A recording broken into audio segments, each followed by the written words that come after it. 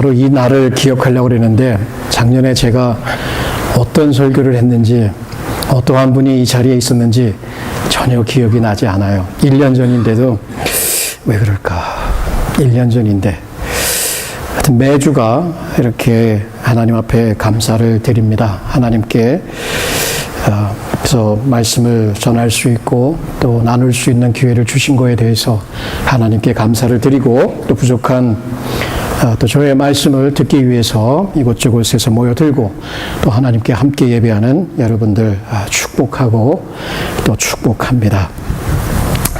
교회 생활을 해보면 교회 가운데 가장 두드러지게 나타나는 죄 중에 하나는 바로 이 외식 혹은 위선이라고 하는 것입니다.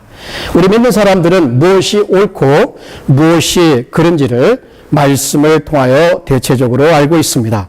그러나 그러한 선과 악에 대한 지식, 그것을 가지고 있다라고 하는 것이 반드시 우리가 그것을 따라서 산다라고 하는 것을 의미하지는 않습니다. 그것을 따라 살려고 해보면 참 어렵다. 말씀을 따라 사는 것이 이렇게 어려운가라고 느끼게 될 것입니다. 매일같이 반복해서 하나님의 말씀을 어기는 모습을 보게 됩니다. 진짜 우리에게 필요한 것이 있다면 솔직하게 주님 앞에 고백하며 마음의 슬픔을 느끼는 것, 그것이 필요하겠지요. 우리의 부족함, 우리의 죄악됨을 하나님 앞에서 혹은 우리가 죄를 범한 사람들 앞에서 공개적으로 또 말을 하고 또 그래서 그렇게 해나가야 되는데 대체로 그렇게 하기보다는 그렇게 하는 척, 말씀을 지키는 척 혹은 말씀을 읽는 척 혹은 기도하는 척 혹은 이웃을 사랑하는 척, 이 척하는 모습이 특별히 이 믿는 사람들 가운데, 믿지 않는 사람들보다도 믿는 사람들 가운데 좀 더 두드러지게 나타나는 것이 아닌가라는 생각이 듭니다. 아이러니한 것은 세상이 그것을 잘 알아요. 하나님의 백성들이 자기들이 말하고 자기들이 전하는 복음, 말씀을 따라서 생활하는지 안 하는지를 더 잘 알아요. 우리들 자신이 우리 자신에 대해서 아는 것보다도. 그래서 믿지 않는 사람들이 하나님의 백성들을 위선자다라고 조롱하며 고소할 때가 종종 있는 것을 보게 됩니다. 그래요. 그들이 우리를 향한 이 조롱, 고소가 다 맞는 것은 아닐지라도 우리는 이 부분을 심각하게 생각을 하며 하나님의 말씀 따라서 세상이 보는 그 눈을 볼 때 세상에서 바르게 옳게 살아가는 것이 필요할 것입니다. 제가 전에 우리 여조카에게 이렇게 복음을 전하려고 한 적이 있습니다. 이 아이는 이곳에서 자라났는데요. 말씀을 전하고 예수님을 영접하고 죄를 회개해야 된다, 이런 부분을 얘기를 하면 듣질 않아요. 그 듣지 않는 이유가 복음이 싫어서, 맞지 않아서 뭐 그런 부분도 있겠지만 늘 하는 얘기가 그거예요. 교회?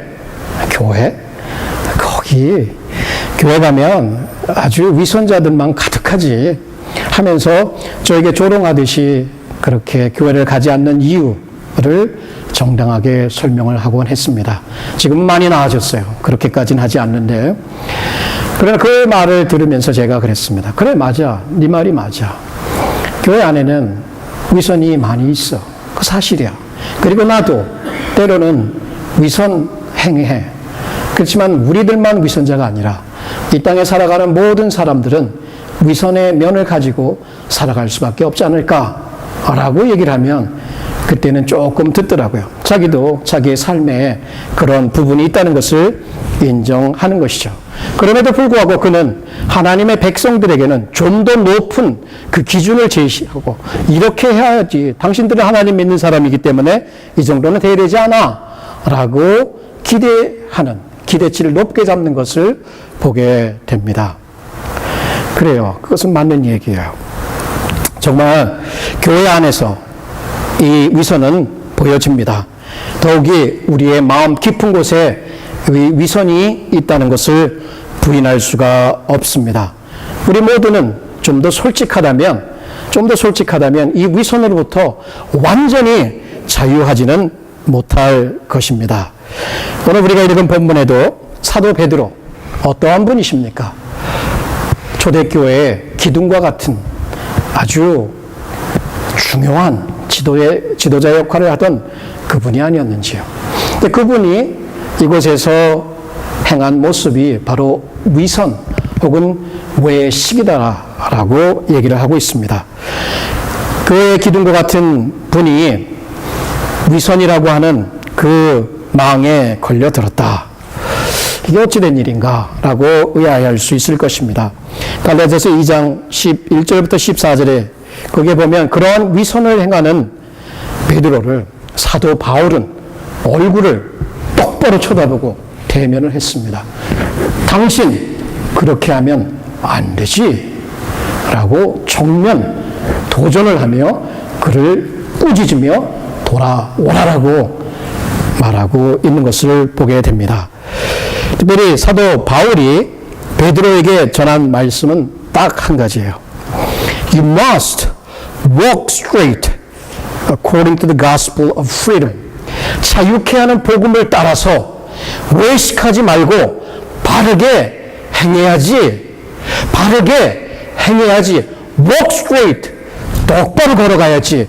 이쪽으로 치우치지도 말고 외식이 아니라 자유케 하는 복음, 그 자유 누리면서 똑바로 행해야지. 이 말씀을 사도 바울이 베드로에게 하고 있는 것입니다. 동일한 말씀 우리에게도 던져주고 있죠. 자, 우리에게는 우리의 마음 깊은 곳에 옳게 보이고 싶고 정말 괜찮은 사람으로 보이고 싶은 그러한 desire, 욕망이 있습니다. 누군가 우리를 볼 때에 손가락질하는 거 원치 않아요. 인정해주고 괜찮은 사람이고 믿는 사람이고 선한 사람이고 착한 사람이고 사랑이 많은 사람이고 인정이 많은 사람이다라고 인정을 받고 싶어 해요. 우리 마음에는 그러한 진짜 좋은 크리스천이 되고자 하는 소원이 있습니다. 그러나 좀처럼 그러한 소원은 우리의 삶에 이루어지지 않고 소원과는 달리 그것과 다르게 살아가는 우리들의 모습을 보면서 우리는 심각한 내적인 갈등을 겪을 수가 있습니다. 이 본문 말씀을 통해서 사도 바울은 자유케 하는 복음, 은혜의 복음을 따라서 일관된 삶을, 두 얼굴의 삶이 아니라 일관된 삶을 살아야 된다. 그렇다면 그 복음 증거, 복음이라고 하는 복음을 따라 사는 데에 우리에게 심각한 적이 있다면 그것은 위선이다 라고 하는 것을 여기에서 보게 됩니다. 우리가 얼마나 영적으로 vulnerable한가, 연약한가를 우리는 알고 있습니다. 그렇기 때문에 우리가 생각하지 않을 때에 이 위선이라고 하는 이 bondage가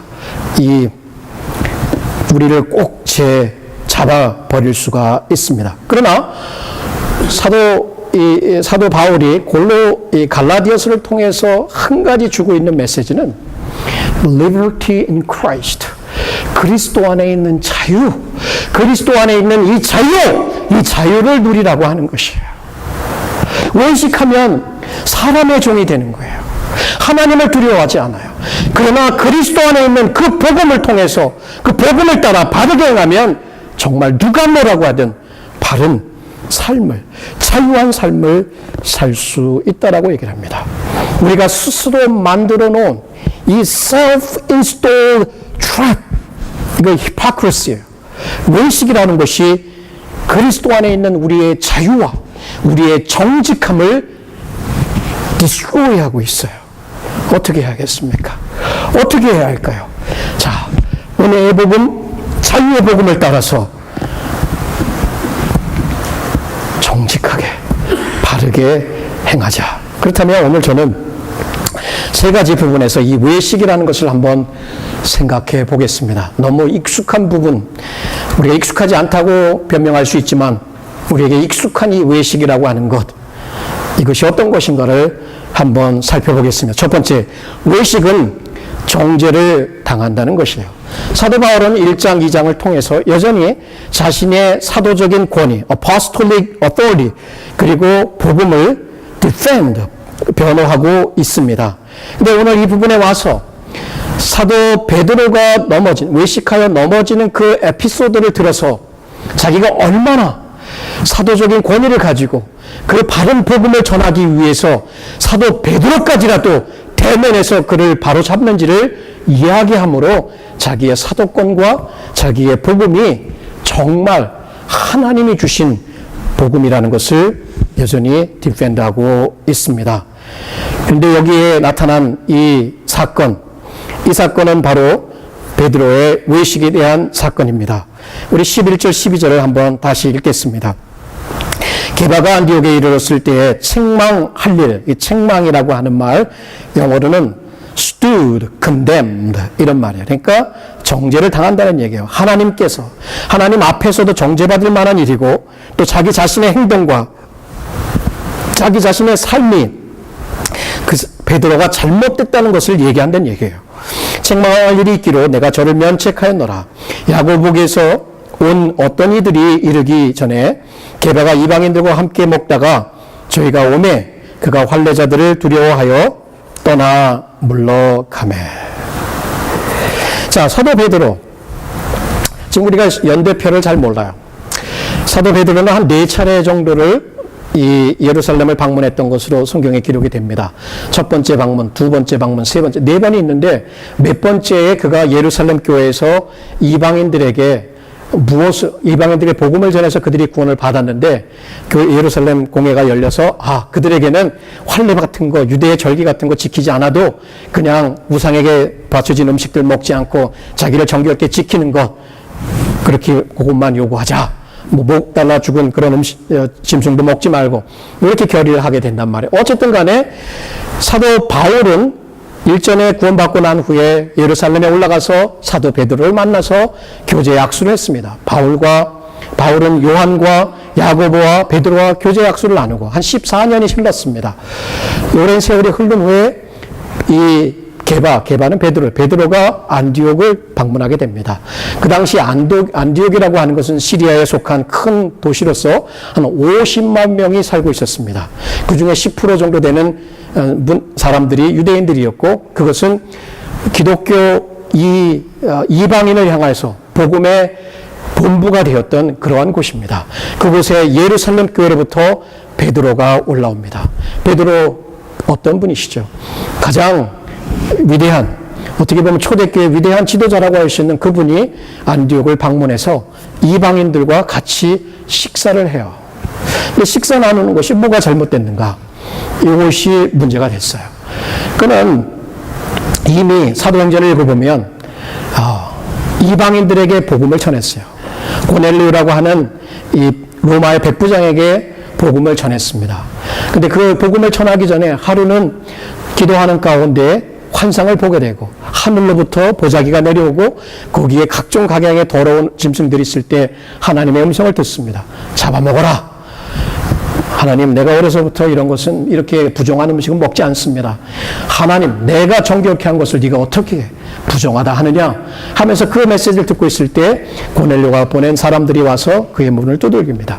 자, 그 말씀을 듣고 그 초대를 받고 고넬료에 가서 복음을 전할 때 그들에게 성령이 임하는 것을 보게 됩니다. 그리고 나서 하나님은 이방인을 차별하지 않는구나 라고 하는 것을 친히 경험했어요. 그렇기 때문에 안디옥에 방문해서도 계속해서 그는 이방인들과 식사를 나누고 있었어요. 잘못된 게 하나도 없어요. 그가 받은 계시를 통해서도 그렇고 그가 복음 사역을 통해서 이방인들에게 복음을 전했기 때문에 전혀 잘못된 것이 없었어요. 그런데 그거는 유대의 관습에는 문제가 돼요. 유대인들은 이방인들하고 한 테이블에서 식사를 할 수가 없어요. 이방인의 유대인들의 그 음식 그 규례를 보게 되면 어떤 음식은 먹고 어떤 음식은 먹지 못하고 그것이 레위기서에 쭉 기록이 되어 있단 말이에요. 그런 음식을 다 가려서 먹는 것. 음식조차라도 하나님의 명령을 따라서 갈라서 먹고 우리는 하나님께 완전히 세퍼레이트된 구별된 백성이다라고 하는 것을 음식을 통해서도 그들은 보여주려고 했어요. 그렇기 때문에 하나님이 그런 음식 규례를 줬고 음식을 이것저것 아무거나 먹고 돼지고기를 먹는 이방인들과는 함께 식사를 나눌 수 없는 거예요. 식사를 나눈다는 것은 신앙을 나누는 것이요, 교제를 한다는 것이고 삶을 나눈다는 것인데 여기 구원받지 못한 혹은 환례를 받지 않은 이 이방의 기독교인들과 이 식사를 나눈다는 것, 몇천 년 동안 지켜온 이 식사규례, 문화, 이것을 깨고 그들과 식사를 한다는 것은 이건 쉽지 않은 일이었어요. 그러나 그는 받은 계시가 있었기 때문에 그렇게 식사를 나누었고, 또 식사를 나누는 것까지는 좋았는데 거기서 멈췄으면 좋았는데 저 야고보가 보낸 사람들이 오게 됩니다. 이 사람들이 어떤 사람인지 정확하게 모르겠지만 아마 유대의 크리스천들로서 율법주의적인 성향이 강한, 율법 할례를 받아야 하고 유대 율법과 절기를 지켜야 하고 유대 음식법을 지켜야 하는 것이라고 하는 그러한 유대 크리스천들이 오게 됩니다. 그들이 와서 딱 사도 베드로가 음식을 이방인들과 나누는 거 보니까 사도 베드로가 덜컥 컵을 집어먹고 싹 물러가는 거예요. 너희들하고 밥 이제 더 이상 안 먹어 하는 거예요. 자, 전에는 복음을 따라서, 자기가 알고 있는 복음, 확신한 복음을 따라서 그들과 화해하고 그들이 자기 자신의 은혜로 자기 자신을 구원했던 그 은혜의 복음, 그죠? 그 은혜의 복음을 따라서 자유롭게 행동했는데 이제는 유대인들이 오게 되고 그들의 시각을, 그들의 눈을 의식하게 되면서 두려움이 들어오게 되고, 저 사람들이 나를 어떻게 생각할까? 나는 여전히 유대인인데, 유대의 관리를 잘 지키고 있는데 라고 하는 생각이 유혹을 받았는지 몰래 싹 물러갔단 말이에요. 자, 그러한 외식을 행했다. 자, 그것을 사도 바울은 말하면서 당신은 베드로, 당신은 하나님 앞에 정죄를 당하고 당신이 지금 이 하고 있는 행동은 정죄를 마땅하다라고 얘기를 해주고 있습니다.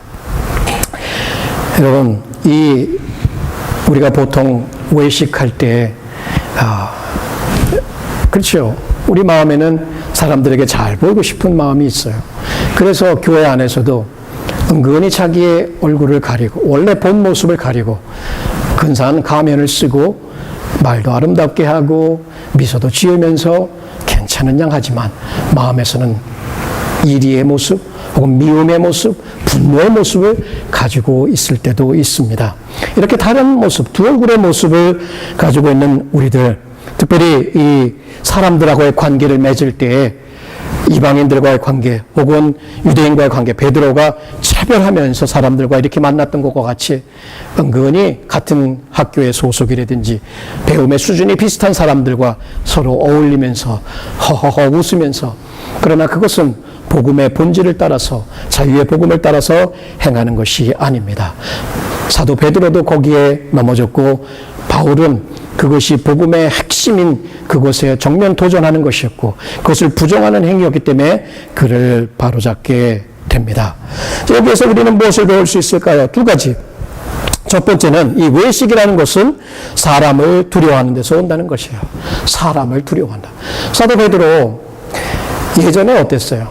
예수님 앞에서 예수님, 다른 사람은 다 버리고 예수님을 떠나갈지 모르지만 나는 안 그래요. 죽는 데까지 따라가겠다 했는데 대제사장의 뜰에 들어가서 한 어린 여자가 당신도 그 당 아니냐라고 했더니 컵속 겁을 먹고 난 몰라 저주하면서까지 예수를 부인했던 사건.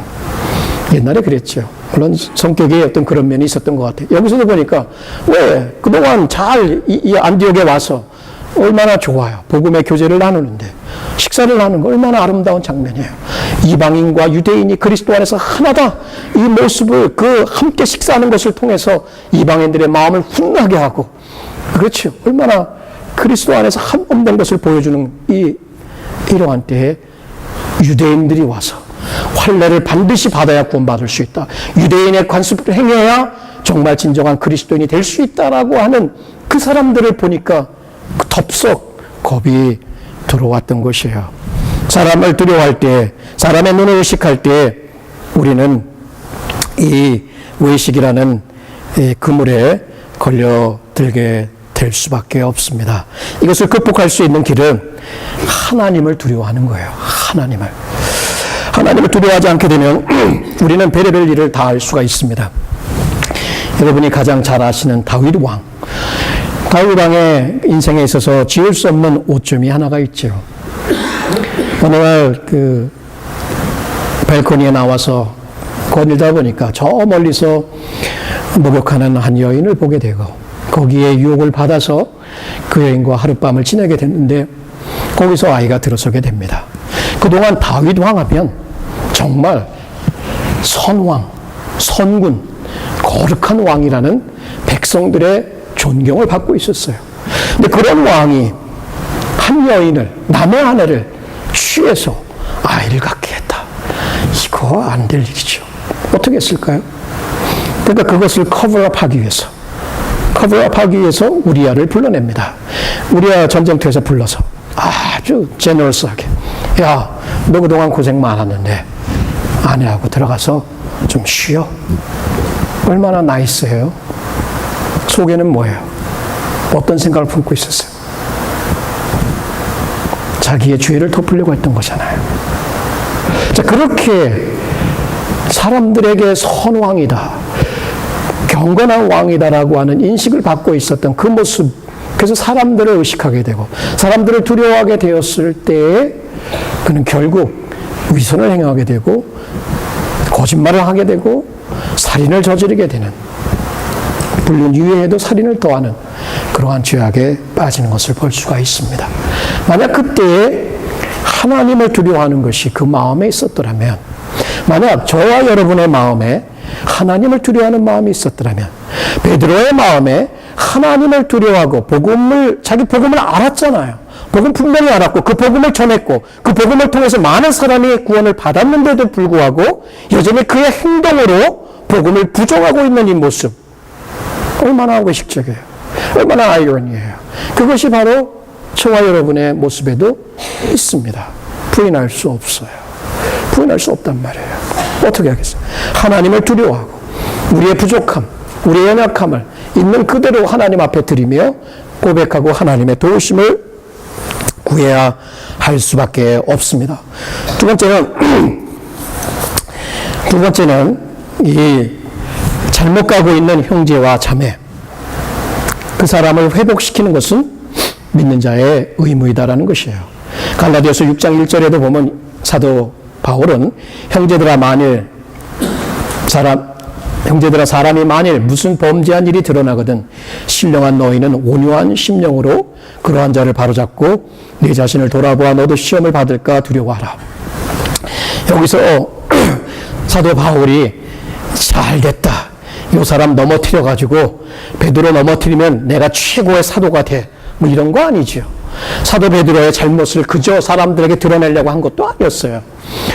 그가 원했던 것은 바로 이렇게 잘못 외식적으로 행하고 있는 이 대사도를 사랑으로 회복시켜주는 것이 그의 목적이었단 말이에요. 쉽지 않아요. 사람들에게 바른 소리 하게 되면 네가 뭔데 나한테 이런 소리를 해? 라고 교회 안에서도 그런 소리를 듣기 쉽기 때문에 그냥 함구하고 살아가요, 우리는. 그것이 보통 우리의 모습이에요. 그러나 사도 바울이, 베드로가 그렇게 위대한 사도가, 많은 기적의 역사를 베풀었던 그 사도를 묵고하고 이렇게 그냥 그래 괜찮아, 내가 할 일 안에 하나님이 하시면 돼 하고 함구하고 갔다면 오늘날 교회는 유대인의 교회, 유대의 기독교와 이방의 기독교가 둘로 확 나눠져 있을 것입니다. 사도 바울은 본질적인 복음의 문제였기 때문에 그 문제에 있어서만큼은 사도 베드로가 됐든 야고보가 됐든 누가 됐더라도 바로 잡아야 될 필요성을 느꼈던 것이에요. 혹시 여러분 교회 생활하시면서 이런 복음에 대해서, 본질적인 문제에 대해서 그릇 잘못 가시는 분들이 있다면 아주 겸손하게, 나도 실수할 수 있으니까 자기의 연약함을 깨달으면서 사랑으로, 존중하는 마음으로 타이르고 말해준다면 그것은 참으로 아름다운 일이에요. 그것이 우리 교회 가운데, 이 현대교회 가운데 회복이 되어야 됩니다. 너무나 인디비주얼리즘이 교회 안에도 들어와서 너는 너, 나는 나, 참견하지 마라, 그건 그 사람 일이야. 저도 그래요.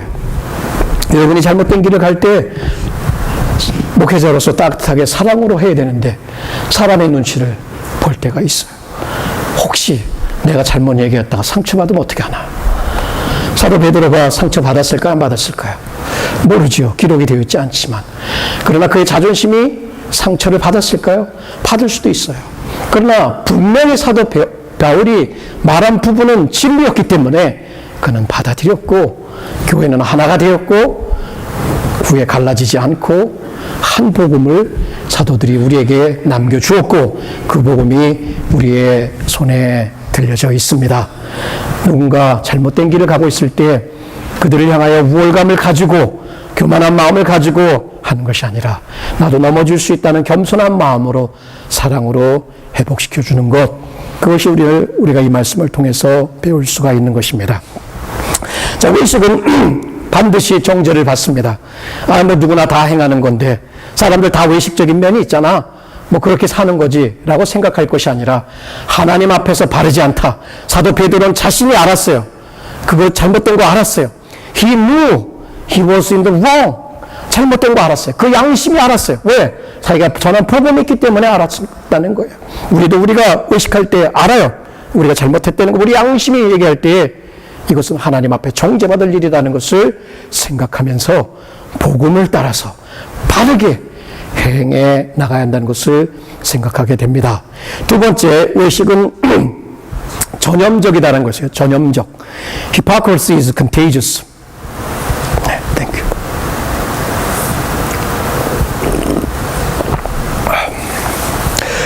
여기에 사도 바울이 사도 베드로를 면책하면서 그의 그 외식이 잘못됐다는 것을 지적을 합니다. 그러나 사도 바울이 더 참을 수 없었던 것은 사도 베드로만 넘어지면 되는데 한 사람의 외식적인 행동이 거기에 함께 밥 먹고 있었던 모든 유대인들, 사도 바울하고 가장 친했던, 자기 자신을 사도들에게 소개했던, 이방의 선교로 함께 했던 그 바나바까지 유혹을 받아서 넘어갈 지경이 됐단 말이에요. 그러니까 한 사람이 잘못하는 것이, 한 지도자가 넘어지니까 우리를 하고 다 넘어지는 거예요. 똑같이. 여기 보면 보세요. 여기 말씀 보세요. 남은 유대인들도 저와 같이, 베드로와 같이 외식함으로 그 베드로의 외식에 조인했다, 참여했던 얘기예요. 바나바도 저희의 외식에 유혹되었다 얘기예요. 이게 지금 중요한 얘기예요. 외식이라는 이 말, hypocrisy, hypocrites, 가면을 쓰는, 옛날 그리스 연극을 보게 되면 가면을 쓰고 어떤 역할을 하게 됩니다. 그 연극하는 사람이 원래 성질이 급하건 혹은 포악한, 이건 상관없어요. 가면을 딱 쓰고 포악한 성격이 아니라 자비한 성격을 연기할 수 있어요. 성격이 급해도 온순한 연기를 할 수가 있단 말이에요. 그것이 플레이 액팅이에요. 연기하는 거예요. 그 사도 베드로는 연기를 하는 거예요. 잘 먹다가 갑자기 물러가면서 나는 저런 이방인들, 이방의 죄인들하고는 구원받았다 하더라도 저들이 할례 받지 않으면, 우리의 유대 관습을 존중하지 않으면, 지키지 않으면 밥 먹을 수 없어 하라고 쓱 물러가니 이런 일을 한단 말이에요. 그러니까 그의 한 행동이, 한 외식 행동이 다 그를 바라보는 모든 사람을 넘어지게 했다. 제가 여기서 외식하고 여러분이 그걸 알고 그럼 어떻게 해요? 여러분도 저를 비난할 수도 있을 것이고, 목사도 그러는데, 장로도 그러는데, 대형교회 목사들 다 그러는데 나라고 별 수 있어? 쭉 넘어지는 거예요. 이게 한국교회의 큰 문제가 되고 있죠. 한국교회의 큰 문제가 되고 있어요. 여러분 어떻습니까? 한국교회의 돈 문제, 여자 문제, 어떤 권위 문제, 이런 걸 가지고 큰 교회 목사님들이 끝까지 목회를 잘하기를 우리가 기도해야 되는데, 한 사람이 넘어지니까 나머지 밑에 있던 사람들도 우르르 넘어지는 걸 봐요. 얼마 전에 감리교회에서 헌법으로다가 교회는 세습하면 안 된다라고 못을 박았어요. 그 배후에는 어떻게 한 큰 교회 목사가 가지고 있던 그 권력, 돈, 재물, 이것을 동일하게 아들에게 물려줄 수 있을까? 아니다. 구약에도 보면 선지자가 혹은 제사장이 있으면 제사장도 아들에게 물려주지 않았느냐. 이거는 괜찮은 것이다 라고 얘기를 하지만 한국 사회가 바본가요? 그들이 물려주는 게 뭔데요? 물론 얘는 맞춤형으로다가 내가 뭐 유학까지 보내서 키웠는데 누구를 이 교회에 드리겠느냐. 교인들이 다 찬성하는데 니네가 무슨 참견이냐. 이렇게 얘기를 합니다. 그래도 세상 사람들은 거의 있지 않아요. 오히려 그런 아들이, 큰 아들이, 야, 아들아, 너는 내가 개척했듯이 너도 저 선교지를 나가든지 개척해서 하나님 앞에 믿음으로 서. 이렇게 했더라면 세상 사람들이, 이야, 참 멋있다. 이렇게 할 거예요. 그러니까 그런 대형교회가 세습을 하니까 감리교에 있던 중소형 교회들이 똑같이 세습을 하는 거예요. 이게 나오는 거예요. 한 사람이 넘어짐이 동일하게 외식을 하게. 그 논문 표절로 문제가 됐던 대형교회 한 목사님도 정감운동을 펼쳤죠. 정직한 운동. 참 좋은 운동이에요. 저는 그분을 비난하고 싶지 않아요. 그런데 논문을 표절했다는 것이 밝혀졌을 때 거기서 내가 잘못했다 이렇게 나왔으면 오히려 교인들로부터 이렇게 이해를 받을 수 있었을 것이에요. 그러나 그렇게 하지 않았다라고 얘기하면서 나중에 그것을 커버업 하려고 사람들을 쓰는 어떤 이런 모습들이 원론을 통해서 나오니까 정감운동이 뭐예요? 이게 우리들의 모습이에요. 여기서는 사랑을 외치지만 뒤돌아서는 누구누구 아무개 용서할 수 없어 미워하고, 여기서는 평화를 외치지만 지내는 거 보면 사람들하고 맨날 싸우고, 여기서는 자선을 외치고 사람들을 외치지만 혼자 호의호식하고, 이게 오늘날의 우리들의 모습 속에 있다는 얘기예요. 여러분은 이러한 질타를 받을 때 세상으로부터 니들이 뭘 알아? 이렇게 하실 거예요? 아니면 마음을 살피면서 사랑 없음을, 평화 없음을, 하나님 앞에 말씀 안 읽는데 읽는 척, 기도 안 하는데 기도하는 척, 누군가 기도해 줄게 라고 약속하고 기도 한 번도 안 해주고 까먹고, 척하지 말자고요. 척하다가 보면 진짜 그런 줄 알아. 그렇게 신앙생활하면 그것은 망하는 것입니다. 절대로 망하는 것이야. 절대로. 여러분 혹시 나는 위선적인 면이 없어라고 얘기하시겠죠. 자, 여기에 이 위선이 어떤 것인지를 한번 살펴보겠습니다. 위선이 얼마나 강력한지를 한번 보세요. 사도 베드로의 그 삶을 한번 보시겠습니다. 성령에 충만해가지고 나가서 복음을 전할 때 3,000명, 5,000명이 그 앞에서 회심하고 돌아옵니다. 그가 병든 자를 위해서 기도할 때 병이 낫습니다. 그가 기도할 때 성령이 사람들에게 임합니다. 이러한 위대한 일을 했어요. 하나님의 아들 예수 그리스도를 직접 경험했어요. 그의 부활을 보았어요. 그의 죽음을 보았어요. 그리고 그 은혜를 경험했어요. 근데 여기서 또 넘어져요. 복음을 전했고 확신했는데도 불구하고, 자유케 하는 복음, 은혜의 복음을 자기가 경험했는데도 불구하고 이렇게 이중적으로 행동하는 게 어떻게 가능했을까? 어떻게 그런 일을 할 수 있을까? 의문점이 들지 않아요? 근데 의문점이 안 들어요, 저는. 우리도 그럴 수 있거든요. 아무리 은혜를 경험했어도, 아무리 하나님의 말씀을 잘 읽고 전한다 해도 이 마음 깊은 곳에는 여전히 죄의 뿌리가 있어서 사람들의 인정을 받고 싶고, 근데 마음은 원인데 삶이 안 따라줘. 그러니까 삶이 따라주는 것처럼 척하는 이런 우리의 외식적인 면, 이것은 복음의, 자유의 복음을 따라 생활하는 게 아니에요. 그러다 보면 사람의 종이 되고 나 스스로의 종이 되고 복음을 누리지 못하게 된다는 거예요. 얼마나 파워풀했냔 말이에요. 사도 베드로가 넘어질 지경이니. 그러니까 이러한 위대한 믿음의 사람들이 넘어가니까 그를 믿음으로 바라보던 사람들 당연히 넘어지죠. 당연히 넘어지죠. 여러분, 저를 위해서도 기도 부탁을 드립니다. 저는 완전한 사람이 아닙니다. 여러분 앞에서 완전한 사람인 것처럼 하면 저는 외식을 하는 거죠. 저는 여러분의 말씀을 전하지만 이 말씀을 제가 다 제 삶에 지키기 때문에 여러분에게 말씀을 전하는 게 아니에요. 저도 여러분과 같이 동일하게 이 말씀을 심각하게 생각하고 삶에 적용하고 살아야 되는 하나님의 백성 한 아들일 뿐이에요. 동일한 거예요. 혹시 제가 여기서 이런 말을 하니까 우리 목사님은 기도 하루에 기도가 삶이야? 전도 이런 거 아니에요. 여전히 그 과정 중에 있어요. 의식하지 않아요. 완전한 척하지도 않고 기도 많이 하는 척하지도 않고 말씀 많이 아는 척하지도 않아요. 그냥 말씀을 보아야 되고 그것을 당연히 보고 읽고 기도하고 그래도 믿음의 삶을 살기가 힘들은데 그래도 내가 원하는 그리스도 안에서 그 모습이 안 나오는데 우리가 어떻게 해야 될까? 이런 생각을 저는 종종 해봅니다. 이번 이 교회 가운데 이 세속주의, 재물주의, 성적인 문란이 하나님의 백성들 가운데 깊숙이 들어와 있습니다.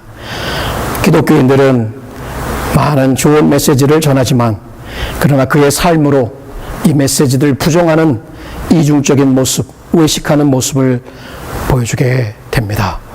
자, 여러분, 선한 그리스도인인 것처럼 경건한 그리스도인인 것처럼 척하지 맙시다. 우리 아직 거기에 도달하지 못했으면 솔직하게 고백하고 하나님 앞에 나는 도움이 필요해요. 하나님의 은혜가 필요해요. 하나님의 능력이 아니고는 나는 변할 수 없는 그런 연약한 갈대 같은 존재입니다.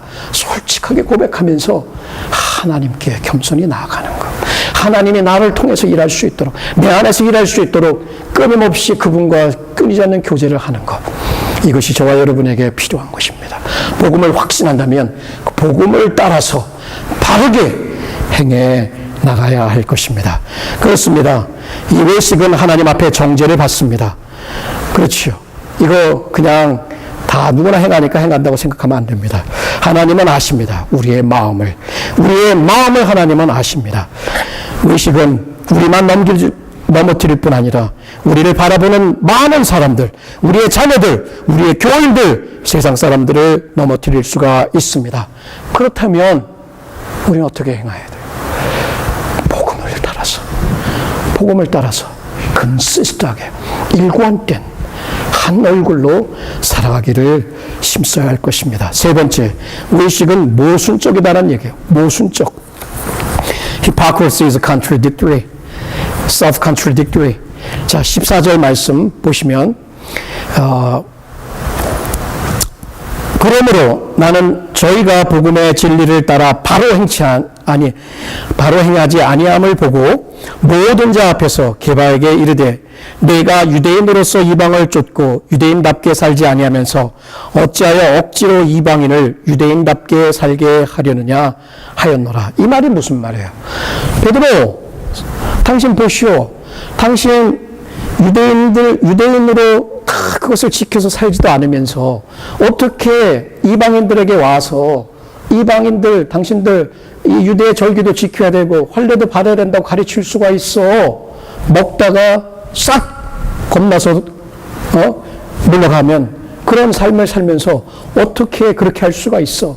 그러면서 핵심적인 문제, 이 히포크리시라고 하는 핵심적인 문제, the core problem of hypocrisy는 바로 이 위선자들이 진리의 복음의 진리를 따라서 똑바로 걷지 않는다라고 하는 거예요. 그것이 핵심적인 문제예요.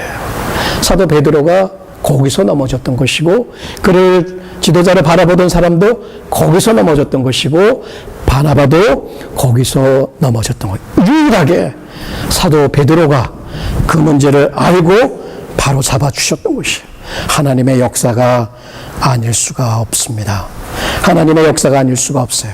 우리가 베드로가 그랬듯이 우리가 외식의 삶을 산다는 것은 바로 복음의 본질을 부정하는 것이에요. 사도 베드로가 그냥 그렇게 한번 행동했던 것은 그냥 넘어갈 수 있는 문제가 아니라는 얘기예요. 왜냐하면 오직 은혜로만 구원받는다. 오직 예수 그리스도의 십자가 공로로만 구원받는다고 하는 이 복음에 어떻게 환례가 도와지고 유대의 절기가 그것을 지켜다니는 게 도와질 수 있느냐는 얘기예요. 그렇기 때문에 이 복음의 본질적인 문제를 부정하는 이 사도 베드로의 이 행동을 바울은 그저 넘어갈 수가 없었던 것이죠. 유대인이었던 그가 이방인처럼 살면서 어떻게 이방인들에게 유대인처럼 살라고? 불가능하지. 당신이 먼저 유대인처럼 철저하게 살면서 그것을 요구해봐. 이렇게 얘기한 것은 사도 바울이 그래야 당신이 유대의 복음, 행위 플러스 은혜라고 하는 것을 더할 수, 그런 것을 전한 것이 아니라 그 사도 베드로의 inconsistency, 이 일관적이지 못한 삶을 지적하면서 그러면 안 되지 하면서 15절, 16절에 걸쳐서 이제 칭의, 이신칭의, 칭의, 오직 믿음으로만 의롭다 하는 것을 가르치게 됩니다. 그렇습니다, 여러분. 아까도 여러분에게 고백을 했듯이 저는 말씀을 전하는 사람으로서 이 베드로의 이 문제를 공유하고 있습니다. 이 단상에서 매주 말씀을 전하고 있지요. 사랑, 화평에 대해서, 인내함에 대해서, 선에 대해서, 용서에 대해서, 구제에 대해서, 기도에 대해서 많은 제목들을, 복음에 대해서 전하고 있지만 아직 저는 말씀을 들어야 하고 자라가야 하는 사람입니다. 마찬가지로 여러분도 저와 함께 그 신앙 여정을 하는 분들입니다. 천성에 이르기까지 우리에게 늘 다가오는 이 유혹이 있습니다. 혹 우리가 self-contradictory, 자기 자신 알고 있는 이 복음, 구원받은 이 복음, 자유케 하는 이 복음을 거스러서 모순되게 두 얼굴을 가지고 행하면 결국 우리는 자라나지 못합니다. 결국 우리는 아주 하나님의 정죄를 피할 수가 없습니다. 예수님이 가장 강력하게 비판했던 바리새인들의 죄악이 무엇인지 아십니까? 그것은 hypocrisy, 바로 위선이었어요. 우리 다 하고 있잖아요. 그렇죠. 그 교회 안에는 우리 이런 모습이 있다는 것을 생각해 보아야 합니다. 제가 이런 말씀을 묵상하면서 이런 생각을 해봤어요. 제가 일제시대에 살았다. 우리 정 박사님 여기 일제시대에 제가 일제시대에 살았는데 일제시대의 은혜교회 목사예요. 그런데 저기 그 일본 경찰이 있는데 일본 경찰이 기독교인이에요. 근데 기독교인인 일본 경찰이 은혜교회 목사인 저에게 같이 식사합시다, 이렇게 얘기를 해요. 그래서 은혜 안에서 우리 다 같은 형제인데 당신이 우리나라를 지배한다 할지라도 나는 밥 먹으러 갈게. 그래서 예를 들어서 밥 먹으러 갔어요. 밥 먹으러 갔는데 식당에서 이 다른 한국 사람들이 저를 이상한 눈으로 쳐다봅니다. 혹시 저 목사, 은혜교회 목사 밀고자 아니야? 독립운동하는 사람들 이름 저 일본 경찰에다 넘겨주는 사람 아니야? 자, 이런 의심을 받는다고 생각하면 여러분 그 상황에서도 마음의 자유함을 가지고 여전히 그와 식사를 즐길 수 있을까? 이런 경우 많지요? 추모 예배, 추도 예배나 혹은 제사를 드린 집에 초청을 받아서 갔는데 그 음식이 제사상에 올라간 음식인지 아닌지 몰라. 아주 진수성찬을 차려놨어. 그래서 기도를 부탁을 해서 기도를 하고 음식을 먹는데 그 가족 중에 어떤 기독교인이 있어요. 목사님, 그 음식을 먹으면 어떡해요? 그 음식 먹으면 안 되지요. 라고 나오면 여러분 그 상황에서 어떻게 하시겠어요? 목사를 초청하는데 혹은 장로를 초청하는데 저 술집에서 만나자고 그래요. 그 술집에 갔더니 술판이 다 벌어져 있는데 거기서 식사를 하는 거야. 거기 앉아 있는데 누군가 저쪽에 다른 교인들이 쳐다보고 있어. 바로 이런 상황이에요. 어떻게 행할 것인가? 답을 여러분에게 어떻게 드려야 할까요? 답은 그리스도 안에서 우리는 자유합니다. 그리스도 안에서 자유하다는 것이 죄를 지으려고 자유한 것이 아니라 사람의 눈, 본질이 중요한 것이죠. 사람이 우리를 어떻게 생각하는, 물론 중요하지만 그러나 하나님의 뜻을 거스릴 만큼 중요하지 않아요. 우리는 자유롭게 나눌 수 있어요. 사랑의 마음으로 복음을 전하기 위해서 식사할 수 있어요. 예수님이 하셨잖아요. 예수님이 하셨잖아요. 죄인들과 퍼블릭한데 세리들과 또 기생, 같이 식사를 나눴던 것이에요. 자, 그런 모습을 보면서 예수님은 예수님이니까 알 수 있지만 우리는 안 된다. 물론 여러분 신앙이 거기까지 않으면 하지 않으셔도 되지만 중요한 것은 이러한 먹고 마시는 문제에 있어서 분명히 이런 이슈가 우리에게 다가올 때 한 가지 중요한 것은 그리스도 안에 있는 우리 자신, 우리가 어떻게 구원을 받았는지, 그 하나님의 은혜가 나를 구원했다, 그 하나님이 나와 함께 하신다, 내가 어떠한 일을 할지라도 내가 양심의 자유함을 가지고 사람들을 만나고 식사를 나누고 교제를 할 수 있다는 얘기예요. 혹시 예전 이 미국의 사회처럼 남북전쟁이 있기 전에, 남북전쟁 직후에도 백인과 흑인이 함께 예배드릴 수 없고, 여기 성찬식을 하면서도 백인들이 다 참여하고 난 다음에 흑인들 그저 그냥 눈치 보면서 하게 하는 이런 복음에서 벗어난 이러한 행동들 안 되는 거예요.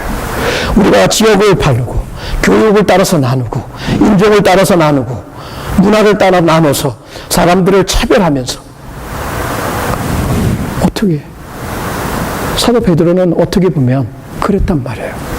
민족을 따라서, 신앙을 따라, 컬처를 따라서 나눴단 말이에요. 우리는 아니에요. 그리스도 안에서 저와 여러분은 인종과 교육의 수준과 재정의 능력 다 떠나서 하나입니다. 누구하고도 식사를 할 수 있으며 자유롭게 교제할 수 있습니다. 한 몸의 교제를 할 수 있다는 것, 그것은 바로 복음.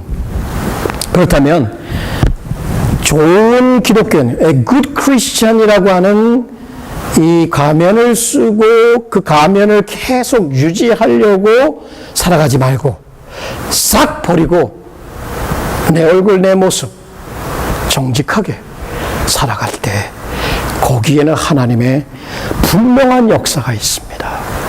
척하는데 어떻게 하나님이 척한 결론입니다. 교회 역사, 교회 역사는 사도 바울과 베드로가 이렇게 대면했을 때 그것이 헛되지 않았다는 것을 우리에게 알려줍니다. 사도 바울은 이방인들에게, 사도 베드로는 유대인들에게 주로 사역을 하였고, 그들은 동일한 은혜의 복음, 자유케 하는 복음을 전했고 그것을 계속해 나갔습니다. 비록 사도 베드로가 한때는 일관되지 못하게 행동한 적도 있었지만 그는 바울의 그러한 책망을 듣고 자기 자신을 고쳤고 끝까지 은혜의 복음을 전한 사도로 남았습니다. 자, 그 복음이 저와 여러분에게 있습니다. 우리 주 예수 그리스도의 죽으심, 우리 주 예수 그리스도의 부활하심, 그분의 은혜, 그분의 공로, 그분의 사랑, 그분의 평화가 바로 우리 것입니다. 그것이 우리예요. 그것이 우리입니다. 근데 뭐 다른 걸, 그것을 누리고 그 자유를 누리고 옳게 행하도록 하나님의 은혜를 구하십시다. 기도하십시다.